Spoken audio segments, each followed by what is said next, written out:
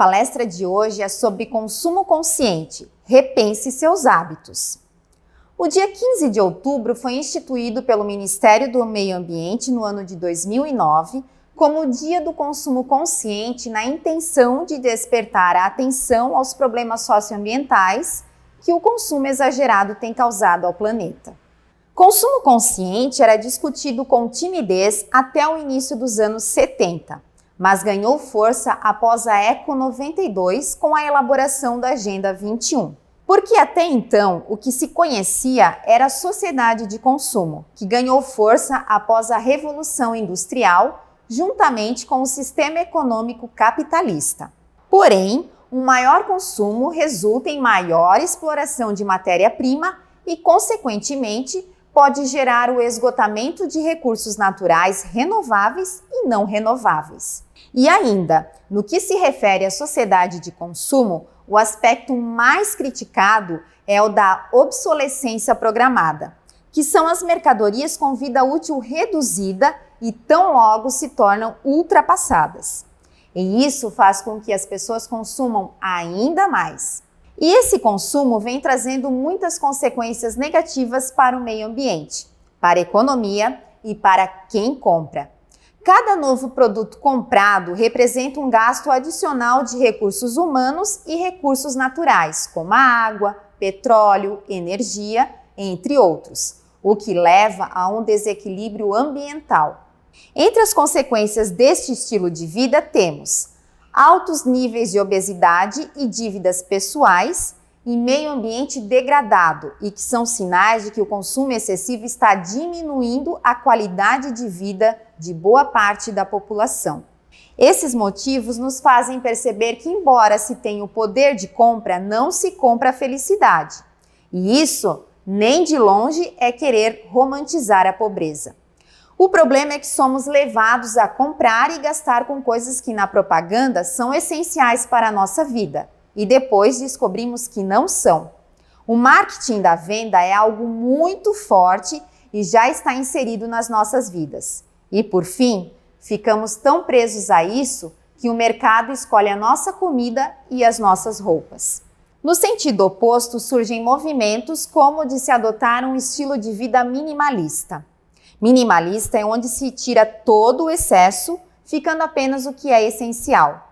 Inicialmente era um movimento artístico e cultural, mas tornou-se um conceito, ou melhor, um estilo de vida, onde se prioriza uma vida simples e longe dos shoppings. E com o crescimento das críticas a respeito do consumo exacerbado, não só economicamente, mas ambientalmente, percebeu-se que esse tipo de consumo não era o mais adequado. E a partir de então, os termos consumo consciente, sustentável ou responsável passaram a ser mais noticiados e estudados. E os seus significados são sobre o pensar antes de comprar e refletir sobre os impactos que o produto ou o serviço irá gerar ao meio ambiente. No Brasil, a visão de consumo consciente ainda está atrelada ao aspecto econômico, para evitar desperdício e evitar compras desnecessárias.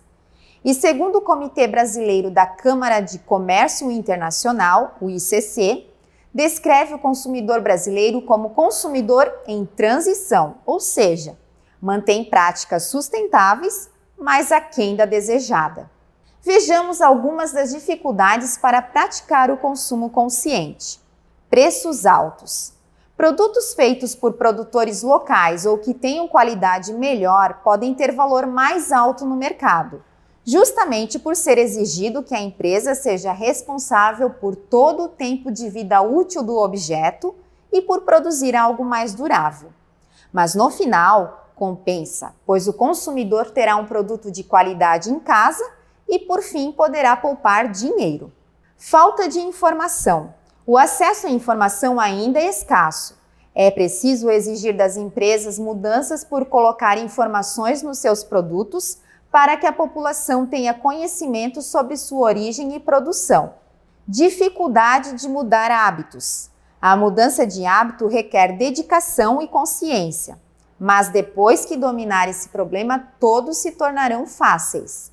Trabalhoso. Pensar, pesquisar e planejar sobre o que se consome demanda muito tempo. E para se familiarizar com essa ideia de consumo consciente, vou falar de alguns termos e expressões associados a essa prática. Eco-friendly, que quer dizer amigável ao meio ambiente. É um estilo de vida de consumo responsável e sustentável. Cruelty-free, um selo que certifica que o produto é livre de crueldade, ou seja, que não são testados em animais. Eco-fashion é a moda sustentável, que gera um menor rastro de degradação ambiental. Fast fashion, tendência de moda para estimular o consumo, é o tipo de moda descartável com peças baratas e de má qualidade que incentiva o trabalho escravo. Biodegradável. Considera-se que um material é biodegradável quando ele se decompõe em semanas ou meses. Plástico verde ou I am green, de origem brasileira. É o plástico feito a partir da cana-de-açúcar. Bioplástico. Plástico produzido a partir de fontes renováveis como milho, batata e beterraba. Selo Eu Reciclo. Esse selo conecta marcas de bens de consumo com recicladores, comprovando dessa forma a logística reversa das embalagens.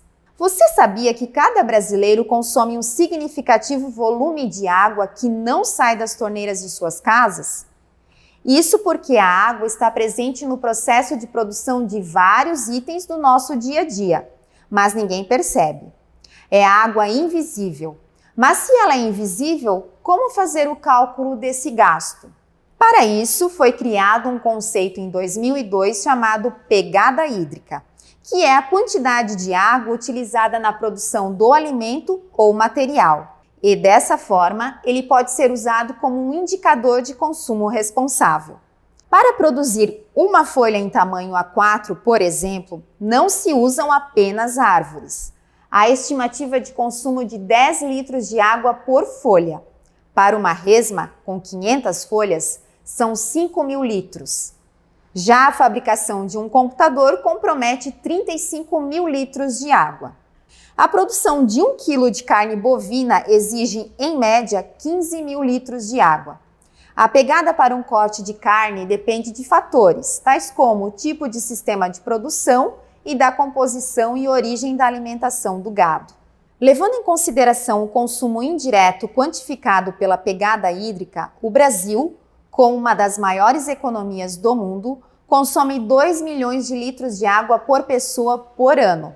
Para ter ideia da dimensão desse número, na China, a maior economia do planeta, a pegada hídrica é praticamente a metade. Cada pessoa responde por pouco mais de 1 milhão de litros de água por ano. O que acontece é que a informação sobre os impactos ambientais ainda não parece ter surtido efeito quanto à mudança efetiva do padrão de comportamento do consumidor. Embora a maioria das pessoas saibam o quanto o lixo é prejudicial ao meio ambiente, muitas cidades ainda continuam com lixo jogado no chão. Se faz urgente uma mudança cultural que coloque os valores sustentáveis acima do consumismo, embora saibamos que essa mudança ainda levará muitos anos para refletir em bons resultados ao nosso planeta. Pensando nisso, o Instituto Acatu, que trabalha pela conscientização e mobilização da sociedade para o tema, disponibilizou 12 princípios do consumo consciente, que são apresentados a seguir. 1. Planeje suas compras. 2. Avalie os impactos de seu consumo. 3. Consuma apenas o necessário. 4. Reutilize produtos e embalagens. 5. Separe seu lixo. 6. Use crédito consciente. 7. Conheça e valorize as práticas de responsabilidade social das empresas. 8. Não compre produtos piratas ou contrabandeados. 9. Contribua para a melhoria de produtos e serviços. 10. Divulgue o consumo consciente. 11. Cobre políticas públicas eficientes. E 12. Reflita sobre seus valores. Escolhas individuais não mudam o mundo, mas fazem toda a diferença. Portanto, façam as escolhas certas. Fico por aqui e até a próxima!